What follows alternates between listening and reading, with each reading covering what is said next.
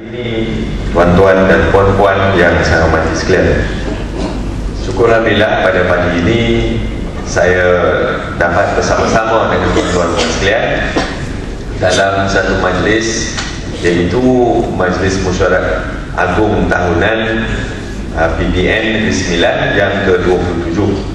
Dan hari ini kita bermesyuarat dan saya berharap supaya Pertubuhan Peladang Negeri Sembilan akan terus dapat berkembang maju menjadi sebagai payung kepada pertubuhan peladang kawasan yang banyak di Negeri Sembilan ini. Saya berharap supaya tuan-tuan dan puan-puan sekalian akan dapat menjalankan tanggungjawab dengan baik, kerana walau apa pun yang dikatakan, pertubuhan peladang negeri ini adalah merupakan sesuatu yang menjadi payung kepada pertubuhan peladang kawasan-kawasan di Negeri Sembilan, dan tanggungjawab ini adalah amat berat sekali untuk dijadikan sebagai suatu pengurusan untuk kita melihat supaya agenda kerajaan untuk kita memastikan agenda untuk kita memajukan sektor pertanian dan industri asas tani ini akan dapat berlangsung dan terus kita jayakan. Walaupun kebelakangan ini dah tak glamour lagi, orang sebut dah tak ada macam dulu lagi. Dulu zaman Pak Lam, pertanian dijadikan sebagai agenda utama, tetapi itu tidak pula bermakna bahawa kerajaan telah melupakan sektor pertanian ini.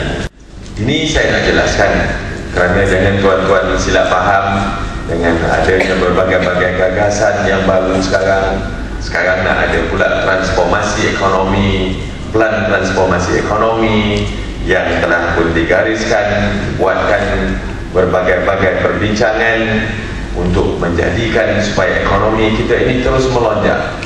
Plan transformasi ekonomi yang baru-baru ini yang dibentangkan kepada orang ramai adalah semata-mata untuk kita memastikan, tuan-tuan sekalian, kita boleh mencapai hasrat kita untuk kita mencapai wawasan 2020.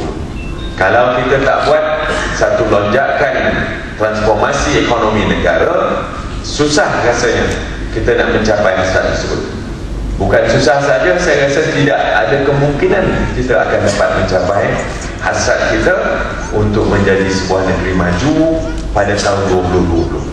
Maka kita terpaksa buat satu gagasan semula, mentransformasikan ekonomi negara kita. Kita nak menjadikan negara kita ini sebagai ekonomi berprestasi tinggi.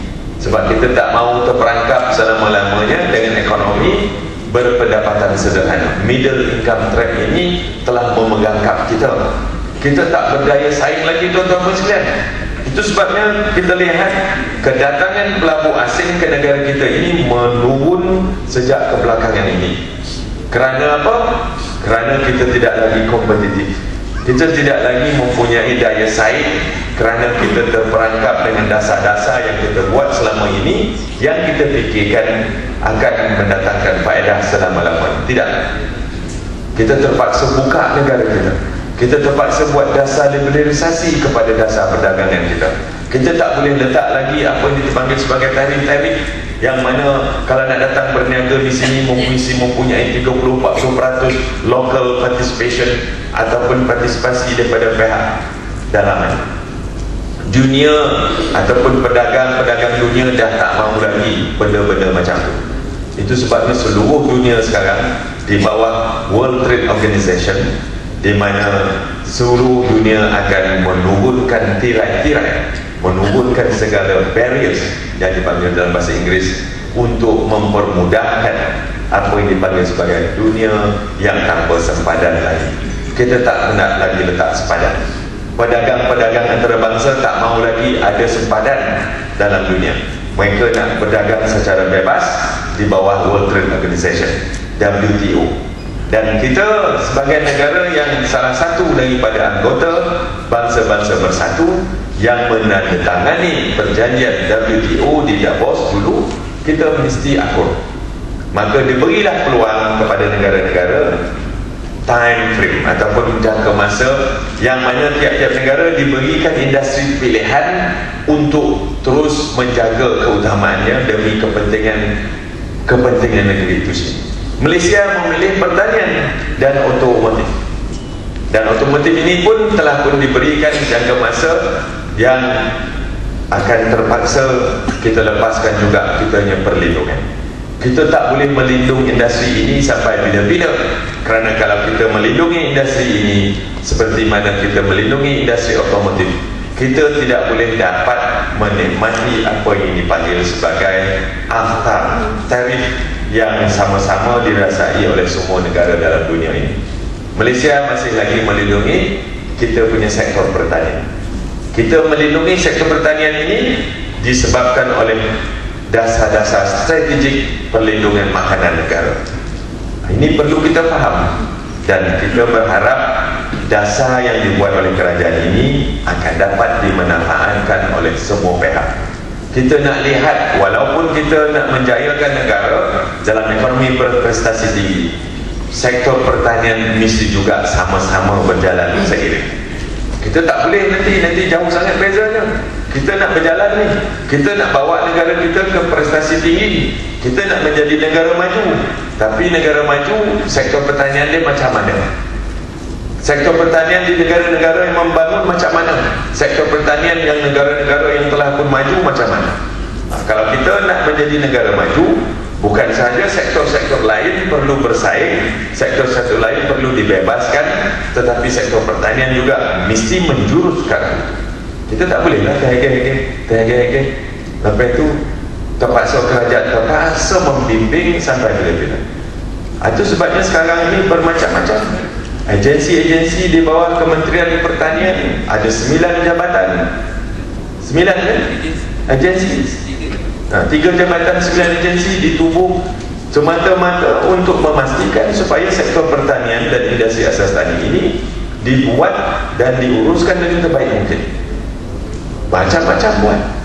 Tetapi kita juga mesti, orang ramai dan juga pihak petani, peladang, peternak mesti sama-sama untuk menyambut cabaran ini. Kita kena keluar daripada kita punya kompong-kompong lama.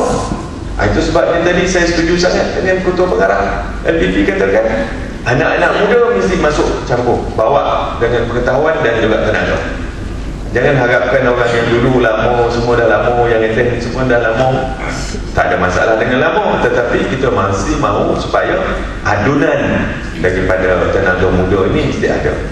Galakkan, kita mesti galakkan supaya anak muda ini dengan tenaga yang kuat, dengan imajinasi dia yang banyak, dan juga dengan semangat yang kental seperti mana kita pernah lalui dulu, kita pun muda dulu dan kita juga berjaya. Tapi pada masa kita mula jadi petani, pada masa kita mula jadi peladang dulu, kemudahan yang ada seperti hari ini tak ada pada masa itu.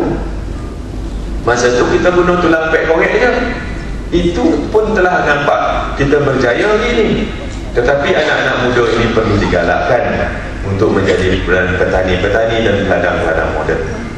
Itu sebabnya saya berharap supaya PBN selaku badan yang janganlah semata-mata menumpukan perhatian sepenuhnya kepada bidang perniagaan saja.